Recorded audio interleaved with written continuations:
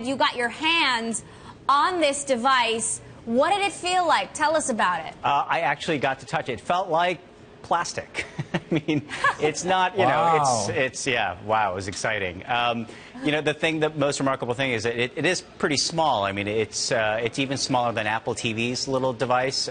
It's sort of similarly proportioned, but just a smaller version of it. Instead of white, it's black.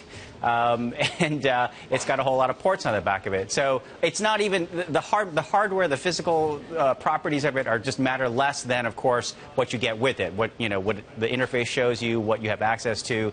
Bloomberg TV, for one, clearly, as Peter showed on the demonstration.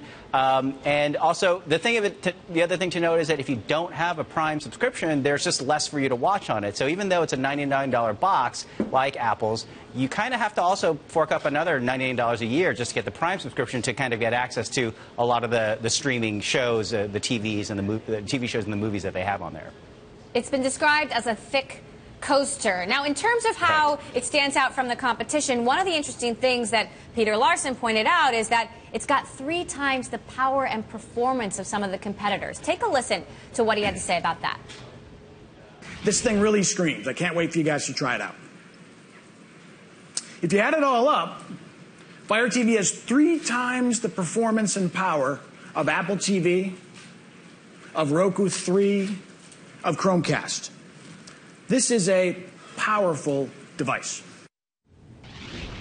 Ed, what does that actually mean? No, you bring up a good point. I think people were tweeting from the event, too, like 3 times faster than Apple TV. He specifically said power and performance, which are, I don't know how to quantify that. So that was unclear in terms of what exactly that meant. I think he was trying to go for is that it probably is faster. There's probably less lagging or less sort of, delays in terms of how content is streamed to you.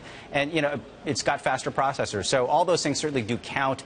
3 times more powerful is a hard thing to kind of pin down. So that part was a bit more vague. But he was definitely trying to pit it against these other devices that are already out there. To what degree is this help Amazon get around other barriers they might have been facing about getting sort of Prime Video in the hands of consumers? Yeah, so I think the idea of, as you said, Prime Video, but I think the other thing is they are really trying to own the living room in terms of what consumers are buying with media. So Apple TV was an important thing because a lot of movie downloads, DVD sales have basically declined in favor of downloads, and Apple owned a lot of that, as did Amazon. Now with this box, they can sell even more because it's that much more seamless, that much friction-free for consumers to kind of buy a movie, rent a movie, buy a TV show, buy a whole season, and just have it slung up to their TV set, which is really where they want to watch it anyway. So that's what they're battling for. It's that ecosystem. Remember, they're still a retailer at heart. They're not trying to be in the media business and they're not trying to be in the hardware business. They just want to sell more stuff.